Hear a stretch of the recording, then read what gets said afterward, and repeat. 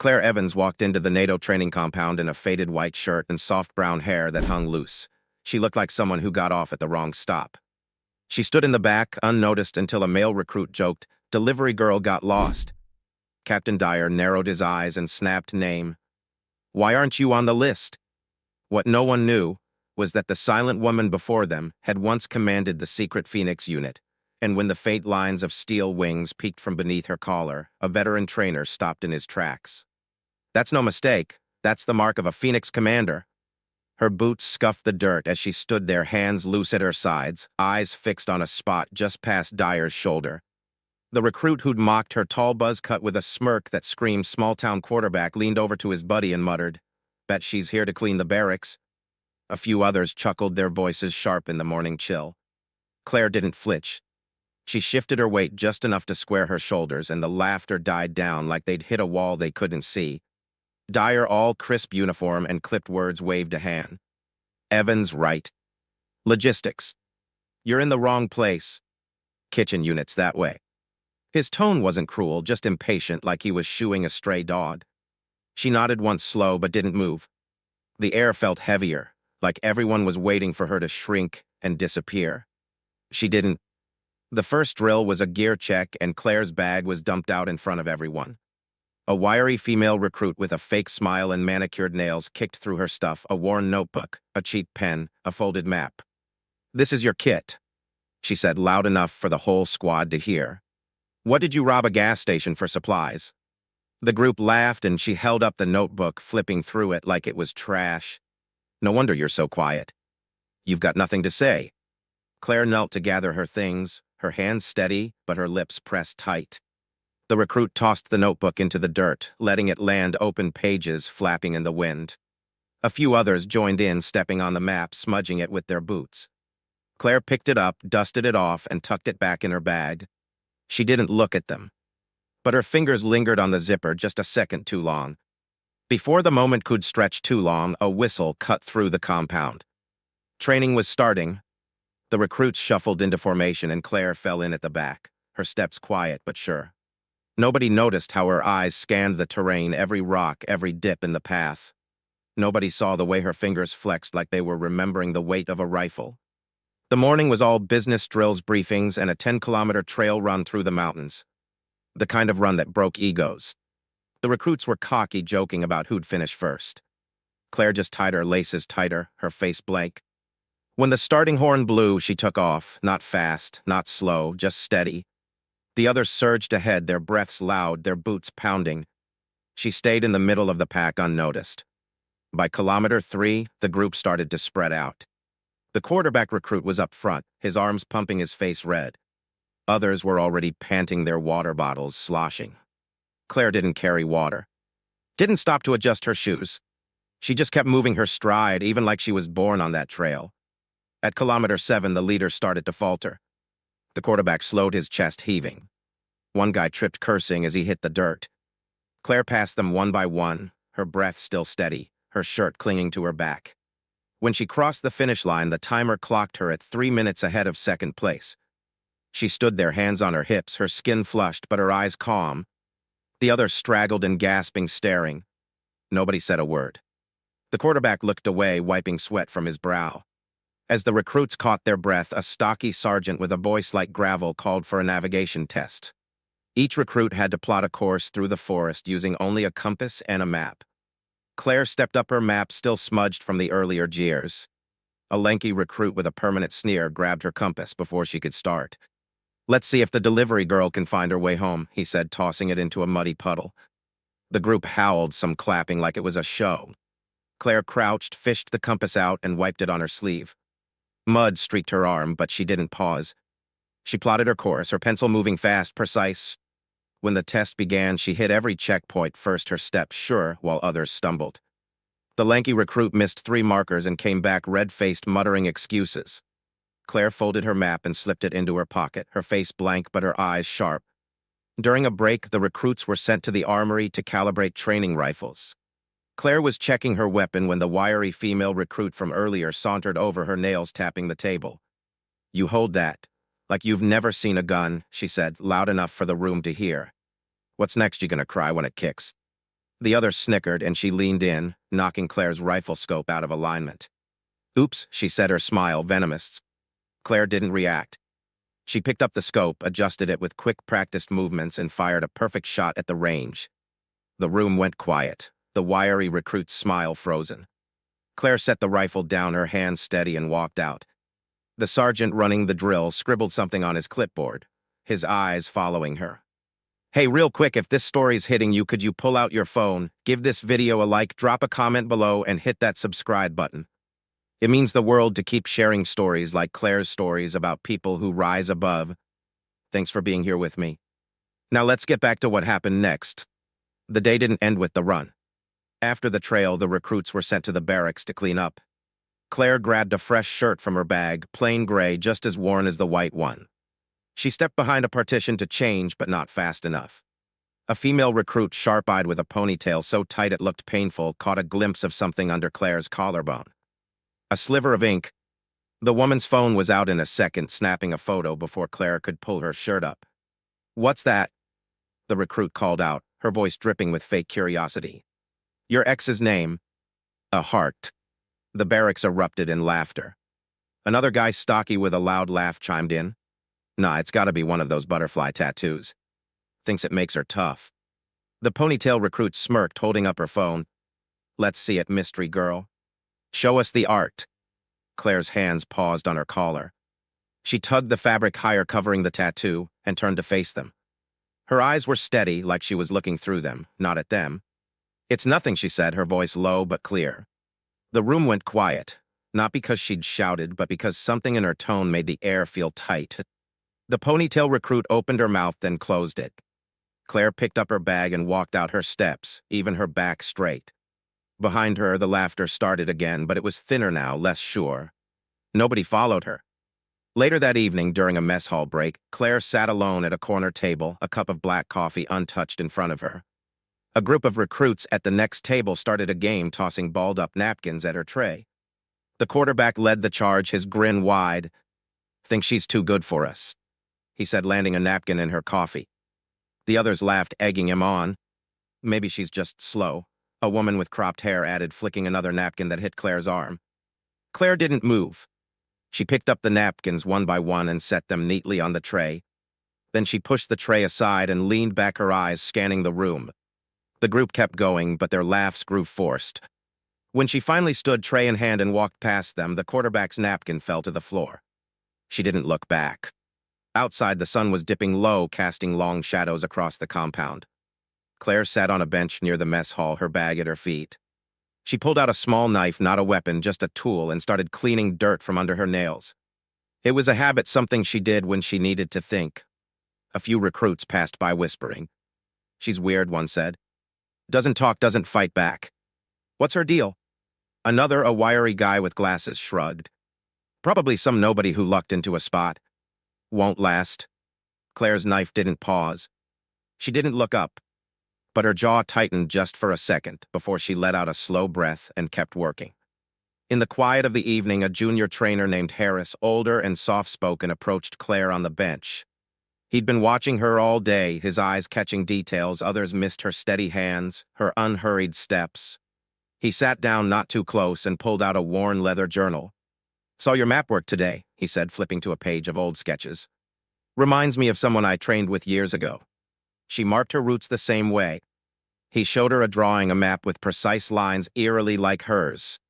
Claire's fingers stilled on the knife. She glanced at the sketch, then at him, her expression softening for the first time. "She must have been good," Claire said, her voice quiet. Harris nodded, closing the journal. "She was..." disappeared after a mission. Never saw her again. He didn't push, just stood and left, but his words lingered. That evening in the briefing room, Captain Dyer was going over the next day's schedule. Claire stood at the back, as always, her arms crossed. Sergeant Grant, a grizzled veteran with a limp and a face like weathered stone, was there too, watching from the side. He hadn't said much all day, but his eyes kept drifting to Claire. During a break, she stepped outside for air, and her shirt shifted as she leaned against the wall. Grant was close enough to see it, the tattoo just a glimpse of steel wings. His face changed. Not fear, not surprise, but something deeper, like he'd seen a ghost. He didn't say anything to her. Instead, he walked straight to the secure records room, his limp more pronounced in his hurry. Inside, Grant pulled up classified files, his hand steady but his breath uneven. He found it a grainy photo of the Phoenix insignia. 2 iron wings crossed behind a sword etched in silver ink. The file was locked, marked eyes only. He cross-referenced the nano detail, the way the ink caught light. It was her. No question. He grabbed his phone and called Dyer. "Don't touch her," he said, his voice low. "Don't even look at her, Ron. That's Claire Evans, Phoenix commander." Dyer laughed short and sharp. "You're seeing things, Grant. That girl, she's nobody." Grant didn't argue. He just hung up and sat there staring at the screen, the weight of what he'd seen settling in. During a night exercise, the recruits were paired for a stealth drill, and Claire was stuck with the ponytail recruit who'd been itching for a chance to shine. In the dark, the woman deliberately sabotaged Claire's path, snapping branches to draw attention and whispering fake coordinates over the radio. "Let's see how the tattoo girl handles this," she hissed, smirking as a trainer's flashlight swept close. The squad blamed Claire when they were caught, their voices sharp. "She's useless," the ponytail recruit said, loud enough for the trainers to hear. "Can't even follow a map." Claire stood in the spotlight, her face calm but her hands clenched behind her back. She didn't defend herself. She just adjusted her headset and started over, leading the team through the next route flawlessly. The ponytail recruit's smirk faded as Claire's path outmaneuvered every obstacle. The next morning, a supply truck rolled into the compound, and Claire was tasked with unloading crates alongside a burly recruit with a chip on his shoulder. He shoved a heavy box into her arms, grinning when she staggered. "Too much for you, princess," he said, loud enough to draw a crowd. "Go back to flipping burgers." The others laughed, some mimicking her stumble. He kept piling on crates, each one heavier, until her arms shook. Claire didn't drop a single one. She stacked them neatly, her face set, sweat beading on her forehead. When the truck was empty, she wiped her hands on her shirt and walked away. The burly recruit's grin faltered when a trainer noted Claire's perfect inventory count while his own was short 3 crates. During a midday lecture on tactical theory, Claire was called to the front to answer a question about flanking maneuvers. She started to respond, her voice steady when the cropped hair recruit interrupted, mimicking her tone in a high-pitched whine. "Oh, look, the janitor's got opinions now," she said, sparking laughter from the room. Others piled on, shouting fake questions. "How do you mop a battlefield? Got a strategy for dishwashing?" Claire paused, her hands resting on the table, her eyes scanning the crowd. She finished her answer precise and correct, then sat down. The trainer, a stern woman with gray streaks in her hair, nodded slightly, her pen circling Claire's name on her roster. The cropped hair recruit's laughter died when the trainer asked her the next question, and she fumbled it completely. The next morning, Dyer was in a mood. The run had shaken him. Claire's time was too good, too clean. He didn't like it. Didn't like her. During roll call, he zeroed in on her, standing at the back in her faded shirt. "Evans," he barked loud enough to turn heads. "Step forward." She did her movements, smooth, unhurried. The other recruits watched, some smirking, some curious. Dyer crossed his arms. "We've got a problem. That ink of yours. We don't know what it is. Could be a gang mark. Could be a spy's code." A murmur rippled through the crowd. The ponytail recruit whispered, "Told you she's shady." Dyer's eyes narrowed. "Take off your shirt. Prove you're clean." The air in the compound went still. A few recruits shifted, uncomfortable. One guy, lanky with a nervous laugh, muttered, "This is messed up." But nobody spoke up. Claire stood there, her face unreadable. She didn't argue, didn't hesitate. She reached for her collar and pulled it down just enough to show the tattoo.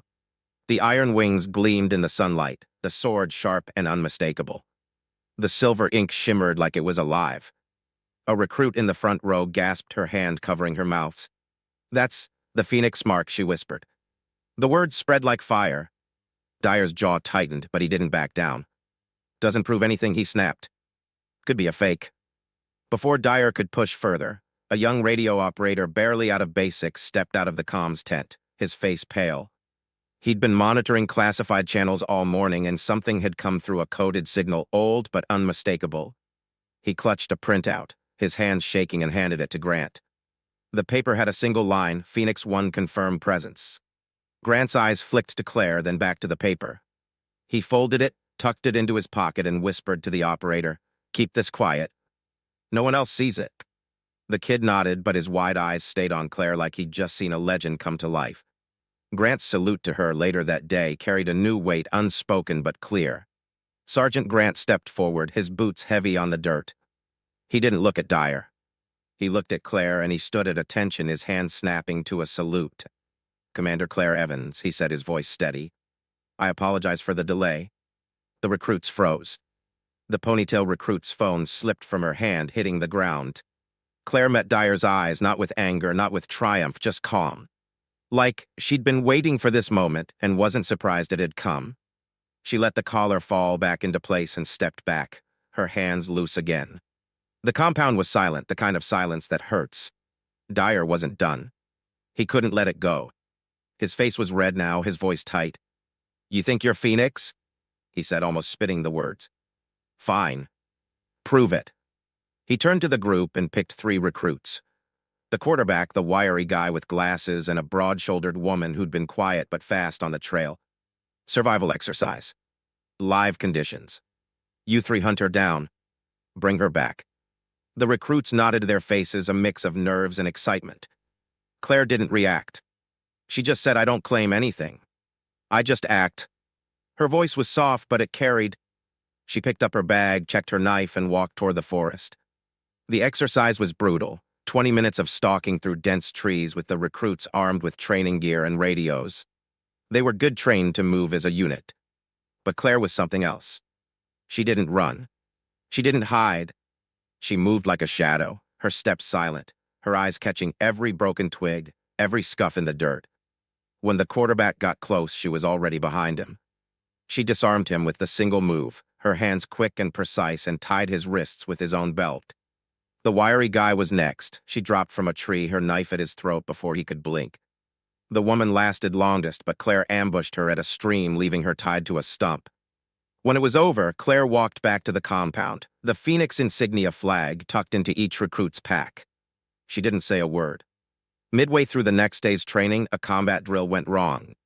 The recruits were practicing close-quarters maneuvers, and Claire was paired with the lanky recruit who'd tossed her compass. He saw his chance and tripped her during a grapple, sending her sprawling into the dirt. The squad laughed, and he stood over her, taunting. "Not so fast now, are you?" he said, kicking dust onto her shirt. Others joined in, circling her, their voices loud. "Get up, loser," one called. "Or stay down where you belong." Claire rose slowly, brushing off her sleeves, her face blank. She didn't strike back. Instead, she stepped into the next drill, outmaneuvering him in seconds, her movements so fluid he didn't see her coming. The trainer blew the whistle, nodding at her. The lanky recruit's face burned and the circle went quiet. The recruits straggled back, bruised and quiet. The quarterback wouldn't meet anyone's eyes. The wiry guy kept rubbing his wrists, muttering about how she'd moved too fast. The woman just shook her head like she'd seen something she couldn't explain. Dyer stood there, his hands clenched, his face a mask. The other recruits were whispering now, piecing it together. "She's not just good," one said. "She's something else." The ponytail recruit was pale, her phone still on the ground where she'd dropped it. Nobody laughed anymore. Nobody mocked her. Claire stood at the edge of the compound, cleaning her knife again, her face as calm as ever. In the quiet of the next morning, a logistics officer was sorting personnel files when she stumbled on a sealed envelope marked with a faded Phoenix stamp. Curious, she opened it, revealing a photo of a younger Claire mid-mission, her tattoo visible under a torn sleeve. The attached report detailed Operation Phoenix, redacted but clear. Claire had saved an entire unit single-handedly. The officer gasped, her coffee spilling, and ran to Grant. He took one look and nodded. "That's why she's here," he said. "Not to train. To lead." By noon, whispers of the file spread, and recruits who'd mocked her now avoided her gaze, their bravado gone. During a late afternoon medical drill, Claire was assigned to demonstrate field triage. As she bandaged a dummy with precise, practiced hands, the burly recruit from the supply truck snorted loudly. "What's this playing nurse now?"